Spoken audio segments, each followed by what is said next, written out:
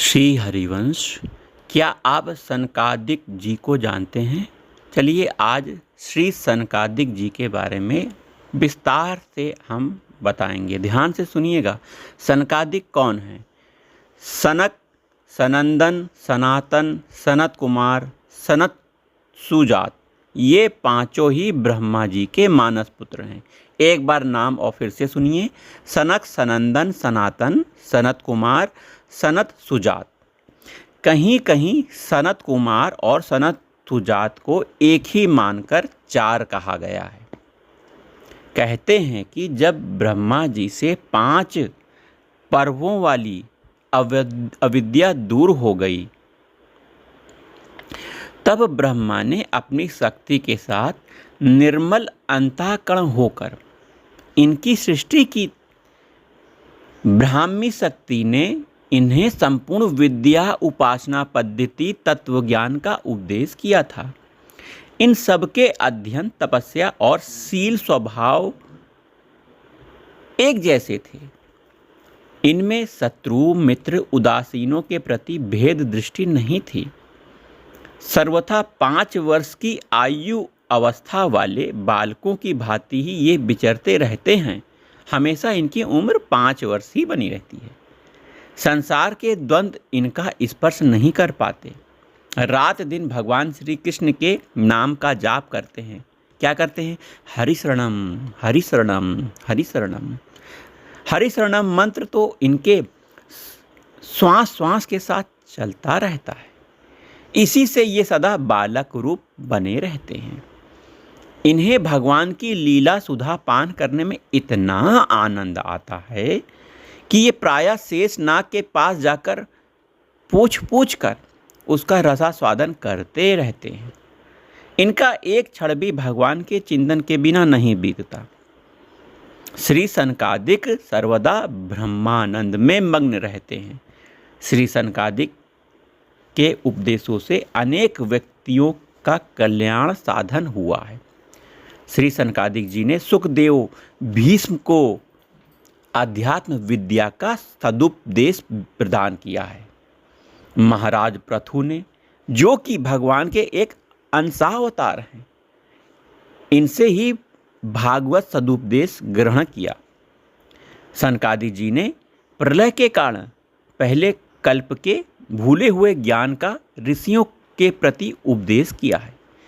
महाभारत में सनत सुजात मुनि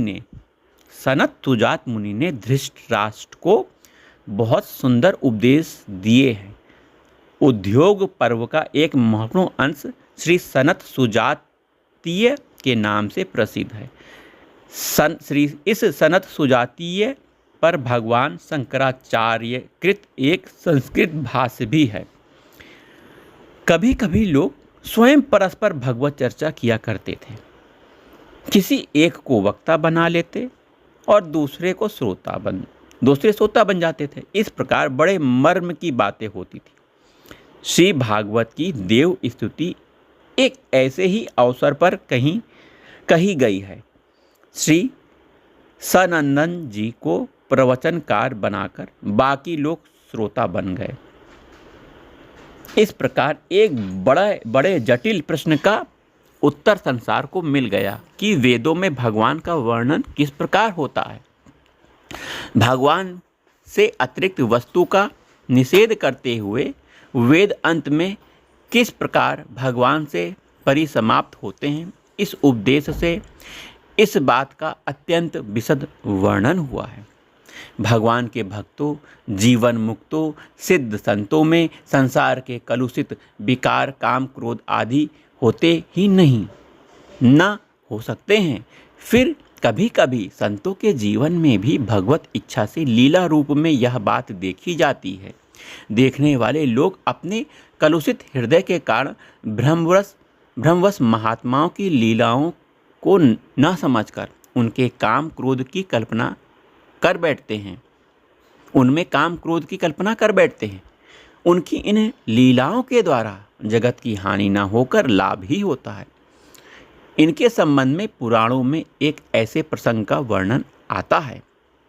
एक बार इन लोगों ने मतलब श्री सनकादि जी ने, कौन कौन, सनक, सनंदन, सनातन, सनत कुमार, सनत सुजात, तो बैकुंठ की यात्रा की थी। इन्हें 5 वर्ष के नग्न बालक के रूप में देकर वहाँ के द्वारपाल, क्या नाम था द्वारपाल का, जय और विजय ने इन्हें रोका। इन पर इन्होंने डांटते हुए कहा, भगवान के नित्य धाम सत्व के साम्राज्य में यह विषमता उचित नहीं।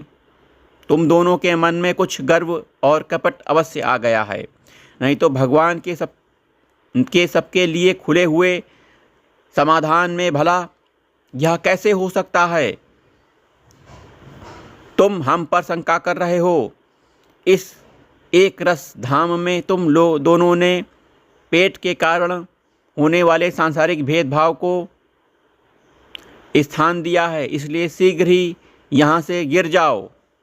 अर्थात श्री सनकादि जी लोगों ने श्राप दे दिया जय और विजय को। यद्यपि संतों में इस प्रकार का आवेश होना असंभव है, फिर भी भगवान की ऐसी ही इच्छा थी। वे इन्हीं मुनियों को निमित्त बनाकर जगत में आना चाहते थे।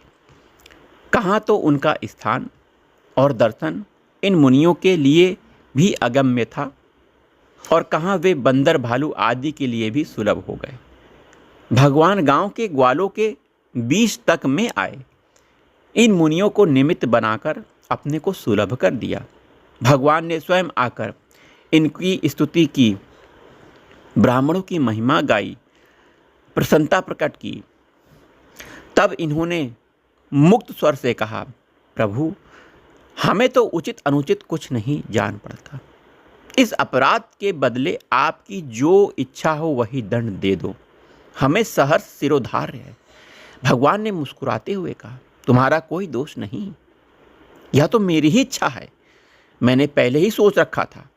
भगवान की प्रेम भरी गंभीर वाणी सुनकर सबके सब भगवान की प्रदक्षिणा नमस्कार आज्ञा पाकर उनके गुण गाते हुए स्वतंत्र विचरण करने लगे। यद्यपि ये सनकादिक सबके सब नित्य सिद्ध निरंतर परमार्थनिष्ठ हैं, तथापि संसार में गुरु शिष्य परंपरा के स्थान के लिए क्रमशः बड़े भाइयों को छोटों ने गुरु के रूप में माना था। विधिवत उनसे दीक्षा लेकर श्रवण मनन आदि किया। आज भी वे कहीं गुप्त रूप से विचरण करते होंगे, संभव है कहीं हमारे आसपास ही हों, परंतु हमारा ऐसा सौभाग्य कहाँ है कि उनके दर्शन से अपना जन्म सफल कर सके। उनकी कृपा ही वांछनीय है। श्री सनकादिक जी, सनक जी, सनंदन जी, सनातन जी, सनत कुमार जी, सनत सुजात जी की जय। राधा